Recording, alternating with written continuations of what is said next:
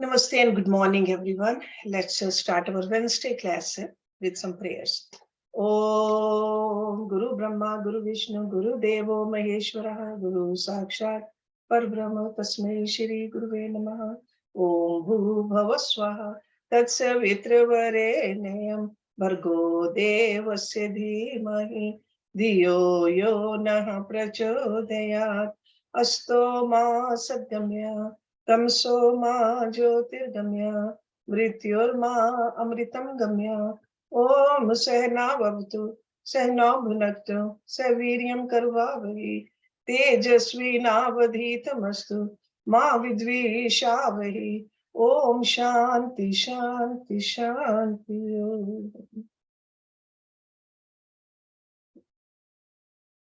All of us have studied Yoga Sutras written by Rishi Patanjali. And in Yoga Sutras, Rishi Patanjali talks about the mind quite a bit, because mind is the vehicle which can take us towards liberation. And if we are not careful, this mind can take us towards hell also. So he talks about how to clean our mind. Because in order to concentrate the mind, we need to know how to clean the mind too. And he gave us 4 different areas we need to pay attention to clean our mind. He used the term Maitri, Karuna, Mudita, Upeksha. 4 ways. He said these 4 keys we can use to clean our mind. So today we're going to talk about the number 2, the Karuna. The Karuna part. In English, you can call or translate Karuna into compassion. But compassion word does not describe Karuna completely. There is no single all-encompassing definition of compassion. Generally, compassion is understood to be a response to the suffering of another person. That's compassion.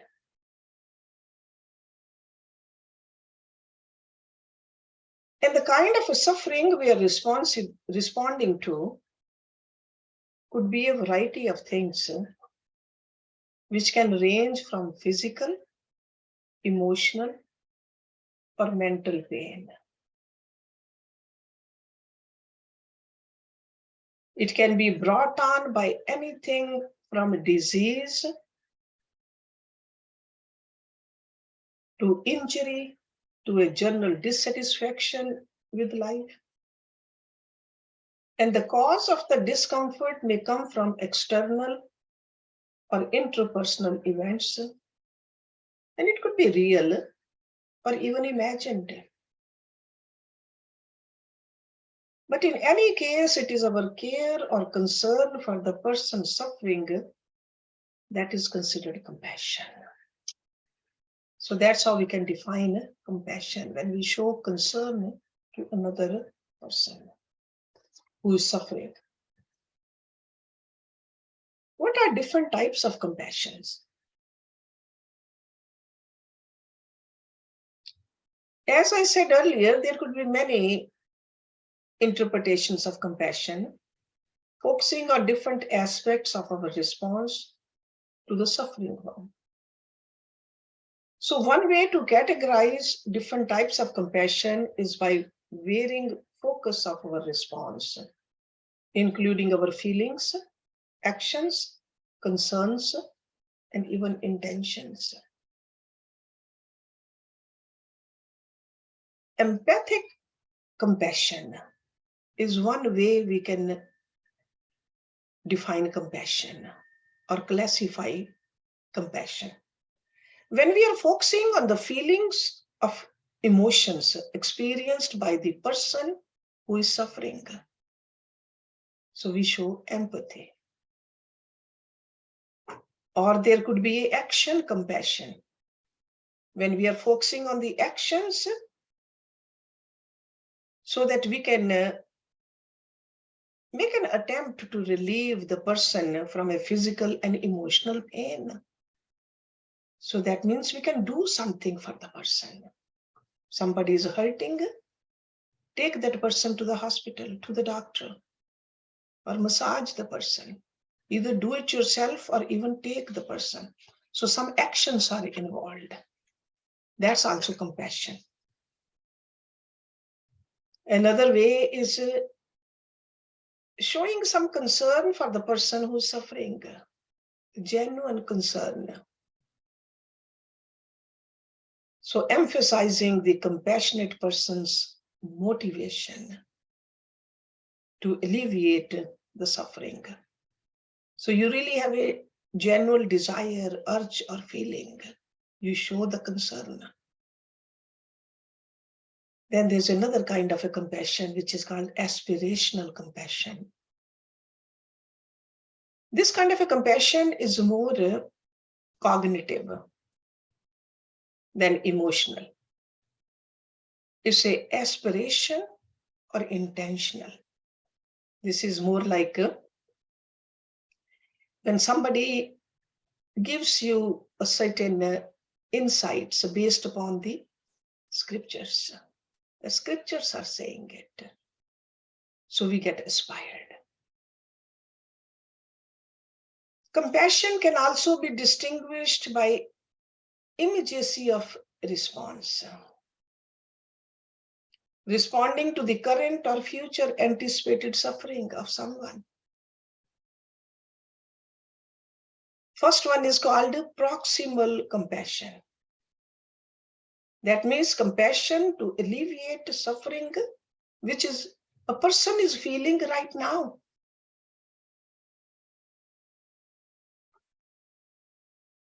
It is closely tied with our current emotional state. For example, listening to a friend in distress, listening to a family member who's going through the suffering right now. That is called proximal compassion. Then there is a distal compassion. That is compassion to avoid suffering in the future. So this distal compassion often involves more cognition because it involves two components. Because the person who is showing compassion is recognizing the problem which lies ahead. It's like telling the person, telling your children, eat well, exercise, so that you enjoy good health in the future. Or telling a child to wear their helmet when riding their bicycle to avoid head injury. So that's also compassion. So being willing to engage in actions necessary to avoid future suffering, even if it requires some sacrifices now. That's why a yogi guru says, get up in the morning, do some meditation, do some cleansings, do some yoga. That's also example of the distal compassion. And there's some target of compassion. We feel compassion towards our family members. We feel compassion towards our friends, or sometimes towards the strangers, and even animals. So there are four main targets of our compassion.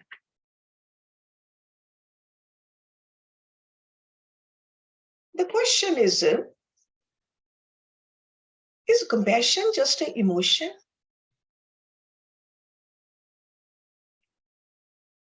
Because there are 7 universal emotions we often talk about.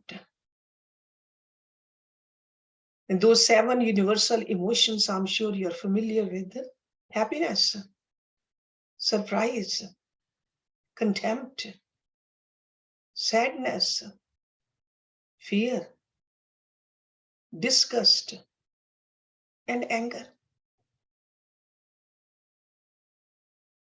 So compassion is not considered one of these 7 universal emotions. But definitely compassion can elicit a range of emotions and feelings though.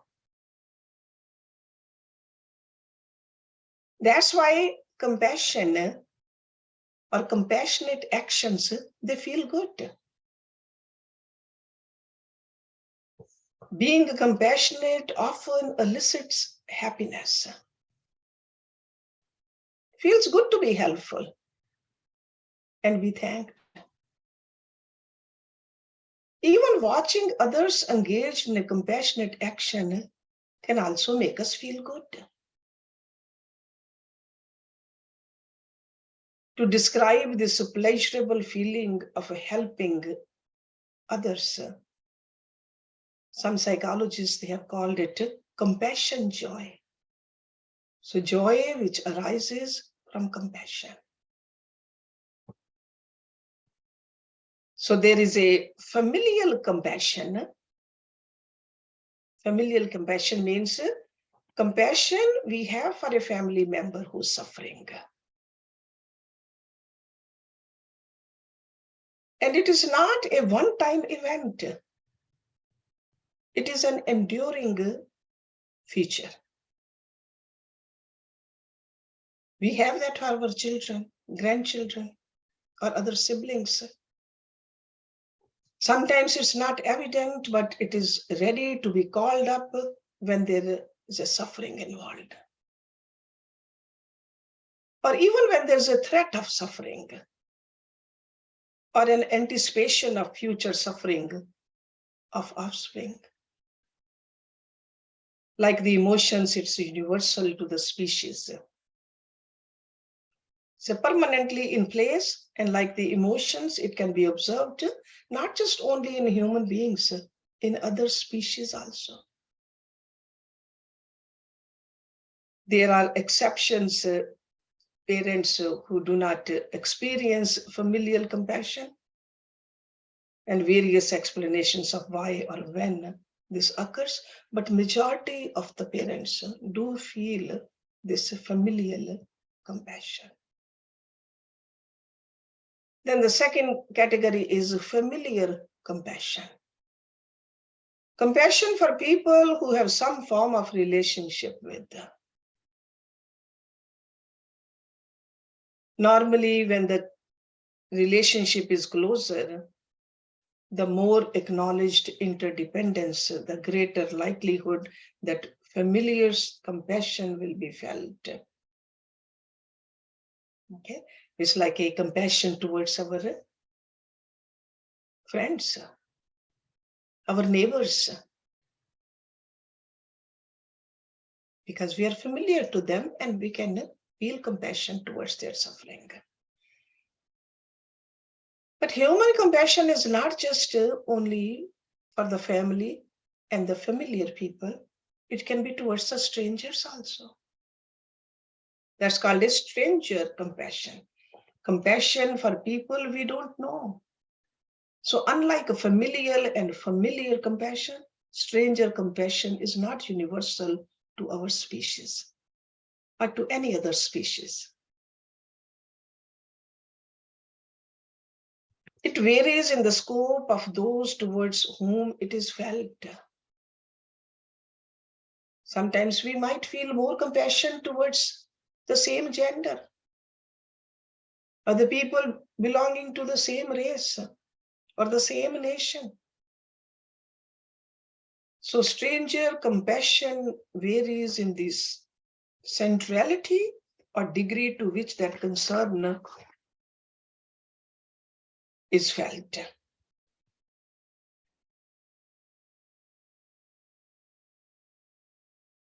So the main principle over here is feeling the oneness, whether in your own family or whether your own kind of people, or whether some kind of a sameness you feel and you just feel their pain, their anxiety, their hurt. But then human beings, they also feel suffering of the animals too. That is called sentient being compassion. Compassion towards all living beings, not just humans. This type of compassion is sometimes aligned with certain religions and philosophies. See, just like when people don't, they say we are vegetarian. They feel compassion towards the animals. They don't want animals to suffer, to just fill their stomach. So this is called sentient compassion. So the feeling of compassion is an emotional one, a type of enjoyment that is experienced, independent of benefits to self-image, and likely different in physiology than other type of enjoyment. Because enjoyment we feel, some people feel enjoyment from the physical things. So this is an enjoyment of helping somebody, removing the suffering of somebody. So what are the benefits of compassion?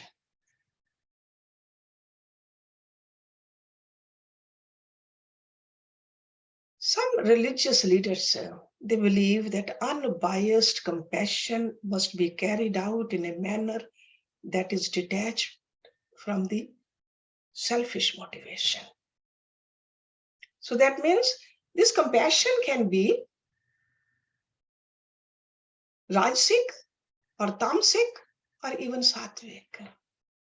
So move towards the sattvic compassion. Only then you will have the enduring benefits of compassion.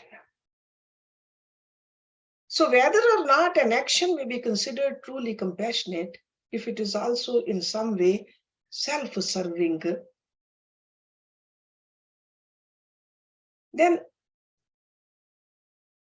the helping others, sure you are helping, but if more focus is on helping yourself, that is not what truly is sattvic compassion. This is what we got to keep in mind. So definitely benefits are there, but it should not be done for your own benefit only. Sure, it generates an intrinsically good feeling. So this is called a compassion joy, but it should not be done for that purpose. So that is one of the benefits. It generates an intrinsically good feeling. Second thing it does, it can increase our self-regard. It supports a positive view of oneself. It also gives you a sense of well-being and purpose in life. Because we all want to have some purpose in life. And it can elicit the approval of others. When other people learn about the compassionate action, it could be accidentally or by design, their regard for the compassionate person may be increased. Just like we like those people who are compassionate towards others. So in turn, this acknowledgement and approval may elicit further enjoyment in the compassionate actor. So it's not only good for the person, it's good for the society. That's why this another term which is used often, a global compassion. And it's not a new term. Our Rishi Munis, they talked about it thousands of years ago. When we recite that mantra, Sarve Bhavantu Sukhina. What are we doing? We are praying to God. We are being compassionate towards all the beings. Sarve, all. So that is a global compassion. So that means we are praying to God to alleviate the suffering of anyone, regardless of their nationality, regardless of their language or culture or religion. Global compassion is when compassion is felt toward all human beings. And it is a central concern in somebody's life.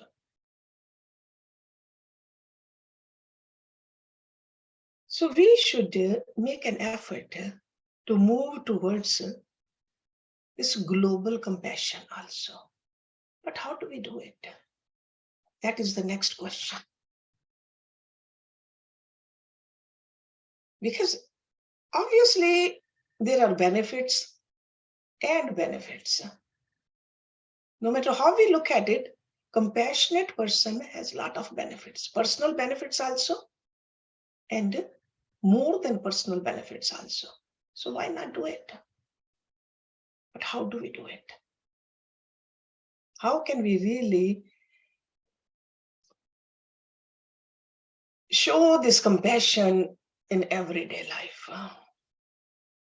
Every day. It's not just something we do it on a yearly basis. It's not something we do it on a monthly basis. Our nature has to become compassionate. Compassion is a non-judgmental emotion which we need to practice. There has to be a genuine love for others.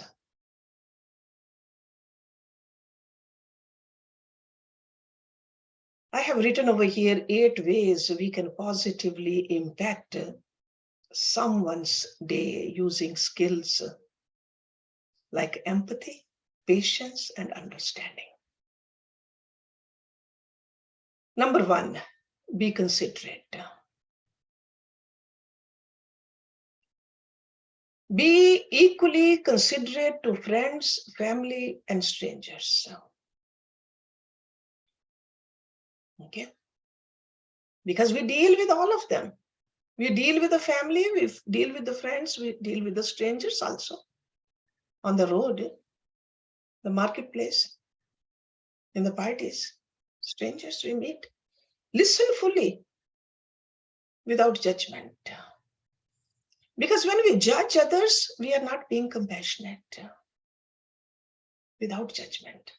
Give each person your full attention. So when you're talking to somebody, no texting, no seeming to be bored. Full attention. Use direct eye contact. Keep your ears open to their needs. Then we show compassion. So 100% attention to the person. Number 2, be affectionate. Because that's what we do with our children, our family members. We are being affectionate. Sometimes a person could really need a loving touch, a sincere hug, or even a warm smile. Simple gesture of affection, or sometimes even a pat on the hand. It has to be sincere. That can help ease the strain, and it can show your genuine compassion. We are all capable of doing it. That's how our own mind gets cleansed. Number 3, communicate in a warm way. Let your genuine interest in helping the other person show through your heartfelt communication.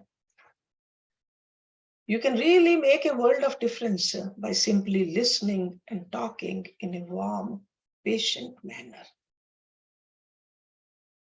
Because we want others to talk to us like that. Why can't we do that too? Use encouraging vocabulary. Be optimistic. And concentrate on showing complete understanding. That is compassion. Number 4, show empathy. Empathy is showing that you understand another's feelings or emotions. You identify with the situation and care enough to place yourself in another's shoes. It's almost like saying that I understand. Even just saying that I understand is a great way to communicate this. But genuinely feel that I understand your suffering or your tough time. You're not even doing anything. All you're doing is just showing them that I do understand that you are in a tough position. Number 5, be selfless. Lord Krishna in Bhagavad Gita talks about it constantly. Selfless.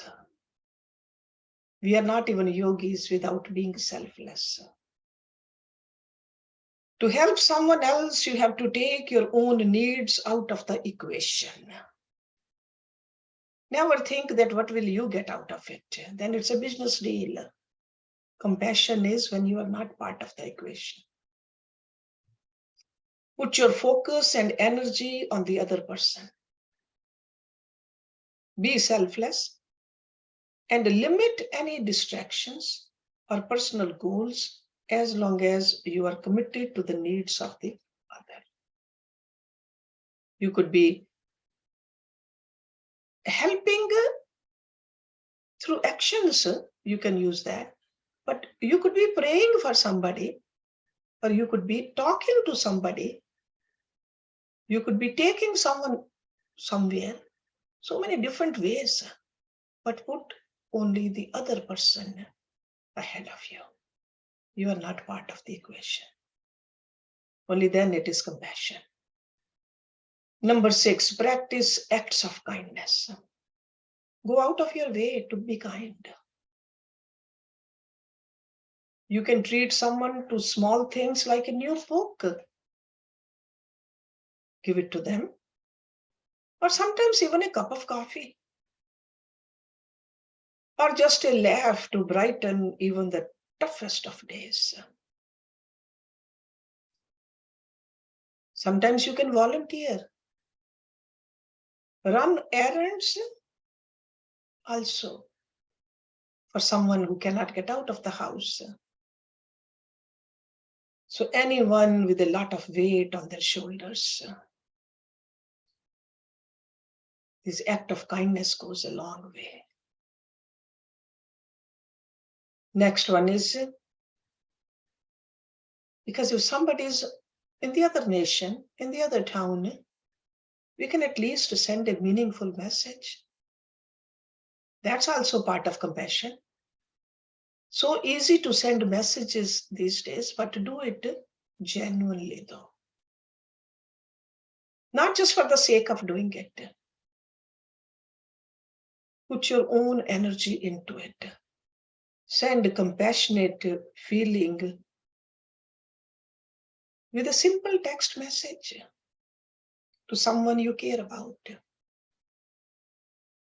Just tell them that you are thinking about them and you love them.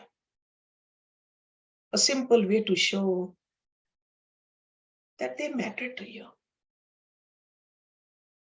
Okay? And the last one is show unconditional love. This is a total approach towards showing compassion in every area of your life. Don't just hear, but listen without judgment. Be extremely present in the conversation. Give sound advice, not just a superficial advice. Offer your hugs and love freely. Be understanding and above all, love unconditionally. So while compassionate action is a second nature to some people, because they have worked on it, it becomes a second nature to them. But if it's not a second nature to us, we can all learn these skills. to help our family, our friends, or even strangers. Because at the end, even the strangers are part of us. We just did not get to know them, but there's a unity in this diversity. Our Vedas, what do they talk about? They say God is everywhere, God is in everybody. So that's why it's very easy to show compassion towards everybody when we believe in that philosophy. Not just to the human beings, to all the beings. Not just the animals and the birds, even the trees. You all remember what did Sita Mata told Love and Kush when she was living in the ashram of Valmiki, Rishi Valmiki. She told them, because they were supposed to go out in the jungle to gather the wood so that the Rishi could do the Havana, the yajna. She said, never cut the wood from a tree. It hurts the tree. Only gather the wood which is fallen on the ground, which a tree has already given it to us. Gather that, bring it. So feeling for the trees also. We have to make our mind subtler to that level. If we think like that, how can we hurt anybody? How can we hurt another human being? Because it's not only hurting physically, verbally also. Our words also got to be compassionate. Our thoughts got to be compassionate. We got to make sure that we are aware of every level of our personality. So use these skills to make any family, friends, and strangers feel a little happier, feel a little more loved each day. So in return, what happens? Our own mind gets cleansed. Cleaner the mind, easier to control. Because ultimately we need to control the mind. This scattered mind, uncontrolled mind, is a disastrous weapon. But clean mind, concentrated mind, well-controlled mind, it is a beautiful instrument which can take us towards God any moment. So this is what we have to remember. So that's why this compassion, this karuna word is so important. Our scriptures started with this karuna.